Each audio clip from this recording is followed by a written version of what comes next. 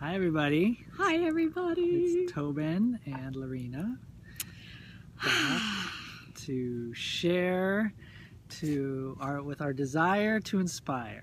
Yes. As Lorina just said. I really love that.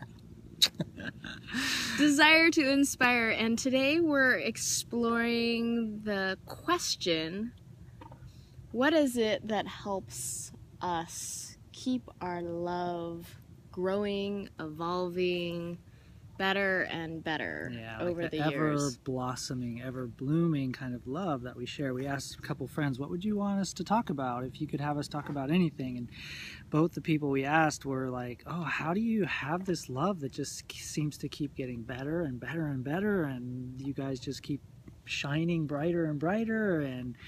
And before that, Lorina and I had been saying, what should we talk about? And I was like, God, well, this sex life that we have just is off the charts, and it just keeps getting better. How does that happen? Yeah.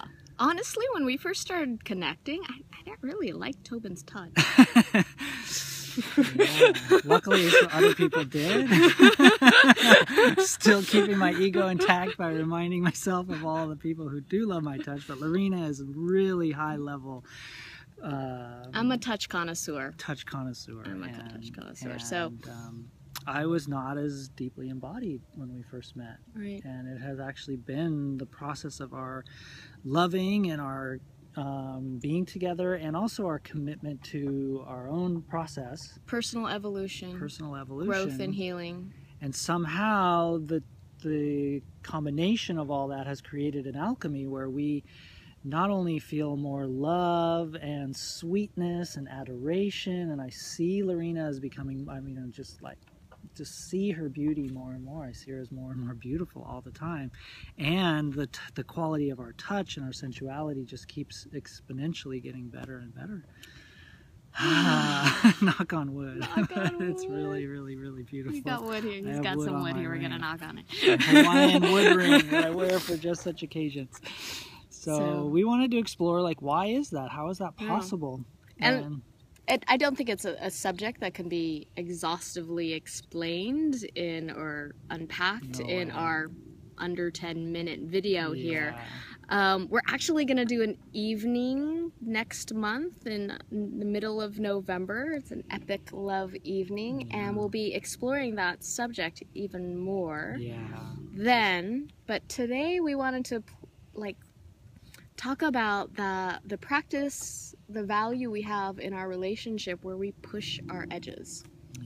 Play at our edges, actually, is more accurate. Live at our edges, and just don't let the fear, I guess the edge is our fears, right? Edges are fears, or places where you feel scared, or you feel constricted or contracted, or in some way on your vulnerable edge. And you and I, from very early on, we committed to just saying yes to whatever was true to us and living into that. And this practice of transparency, that's a big edge, I think, in a lot of relationships that create this kind of, you could be together physically, have a mortgage together, but there's this ever-growing distance that can happen in relationships, I think, because there's this feeling of oh, we're so bonded, I need to hide parts of myself in order to maintain the connection. Right. Whereas on our relationship, we've consistently we'll name and say things that might not necessarily feel all that what's the word? Compatible with the other person's desires. Just scary stuff, I want to go live there, I want to go explore an attraction I have to somebody else, or I need to be this way in my life. And we've since we met many times, and that's created these challenging cauldrons. And I think we explored this, we touched on this a little bit in one of our last videos. It puts us up against interpersonal challenge. It becomes like a dynamic that is not necessarily just, oh, it's all perfect, it's all wonderful. I'm remembering this one time Tobin was essentially falling in love with another woman, and It was not what my ego mind wanted. Mm-hmm. But I was willing to play the edge. And I said at the time, it's like, I don't think this is what I want, to be in relationship with you as you're in deep relationship, partnership with another. Mm-hmm. But I'm willing to give it a month Yeah. to just like hang out at the edge and see if I can really hang out there and show up, and if it really matches what my mind says, I don't want it, but like maybe my heart and body can really show up for it. Right. And you did that in a way where you didn't abandon yourself. You weren't just overriding. You were listening really closely, and I was doing the same, and we were in really close dialogue, and I was listening. God, do I really need to explore this other thing? Because I don't want to threaten what I have with Lorina because it's so amazing. But I was getting a full yes to this other experience and saying, okay. So we both, just in our own ways, together and individually, showed up in that with, what would you say were the key ingredients? Like the willingness to burn emotionally, consciously, like really deep feeling, willingness to be authentic, share, dive into the underbelly of these raw, vulnerable emotions, the scary stuff, the painful stuff. And to do our work there. Yeah. And in fact, talking about this edge piece, I was, I think one piece that really snapped me out of being like, I was kind of feeling betrayed and resentful and frozen for a while. And I gave myself half an hour of doing this practice where I was dancing, and I was literally like, I was dancing on the deck, on this deck of Harbin, and I would let my body kind of tilt almost where it was about to fall, and then I would recover and like catch myself. And I kept on doing that. I kept on like literally finding my edge where I felt like I was about to fall physically, and then catching myself and finding my own feet. And I did this practice for like half an hour, and at the end of it, I'm like, I could do this. I could be here, I can play at my edges, and I could show up.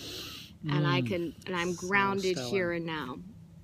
And it's really stellar the way you do this. And that's an example of some of the creative and kind of non-linear and out of the box kind of techniques we use that are all ultimately about finding that source within, like resourcing within our own being, our own connection to the universe, our own place in the universe, and our own like deeply resourced beingness, and then communicating transparency and somehow grappling with that really sincerely with utmost integrity and honesty, and somehow in that cauldron of alchemy, cauldron of authenticity, bam, we come out the other side. And what's on the other side? Let's describe that just to leave people with the positive side of things, because it is exquisitely challenging in those moments, but then the fruit is so freaking worth it. Oh my god. The yum. Yeah, the yum factor goes.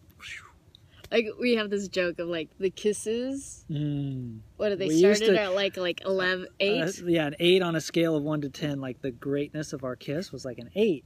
And over the years, we're like, oh my god, it's like a 15. Totally. Yeah, it's so damn good. Just the flavor of our kisses and the flavor of our aliveness. Touch. Even the energy between us just feels steeped with this kind of quality of deliciousness and beauty. Which is awesome. It is really awesome. So the fruit, as we would grapple and as we would stay honest and true to these processes together, and we've done that a number of times, it's like a flowering is occurring.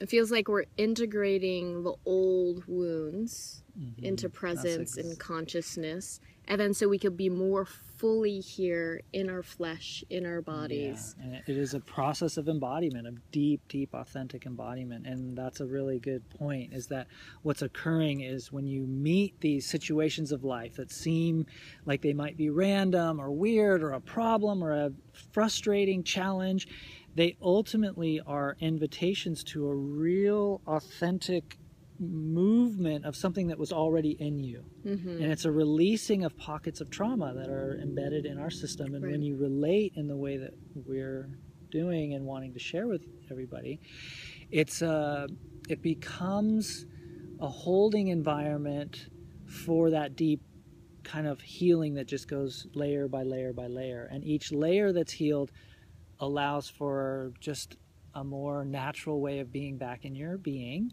aliveness, which happens to creativity, be juicy and creative and embodied and settled. I think that's the main thing that's happened for me, is I just keep getting more and more grounded, more and more settled as a man, as a human being, as a living fleshy embodiment. I had a lot of the spiritual thing going before, but now through this way of relating and showing up over time, there's more and more of the fleshy part of me coming on board, not to mention the heart. So and he was plenty alive and with a lot of fire to begin with, but now he's adding this layer of groundedness and settled and in the body more, in the flesh, in a way where even this connoisseur says, "Oh my God, your flesh, your touch, it's yum." Seriously. She's always been the ultimate and yum when it comes to that. But anyway, there's our sharing, and we do want to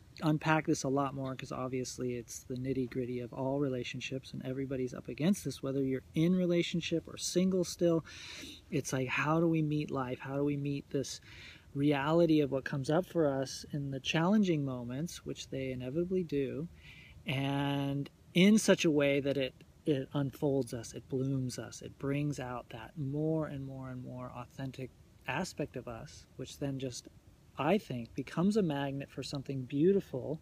Whether you're already in a relationship or not, I think that's what becomes the authentic magnet for that which is in alignment for you, which is this new level of healing. So we want to offer a lot of fun and interactive and sweet. We have a lot of things we call games, intimacy games, that are really easy and wonderful for people to dive in. And you don't have to be polyamorous to freaking enjoy. No, not at all. This is just, that's not an edge we're going to ask you to play, unless you want to. It's for human beings who want more satisfying, fulfilling relationships. Amen. In whatever way is authentic and true for you. That's the idea. Yeah. Hallelujah. So it'll be an epic love evening sometime in the middle of November. Yeah. It'll be lovely, and we hope you join us there. Yeah. And I hope to see you soon. Bye-bye. Bye.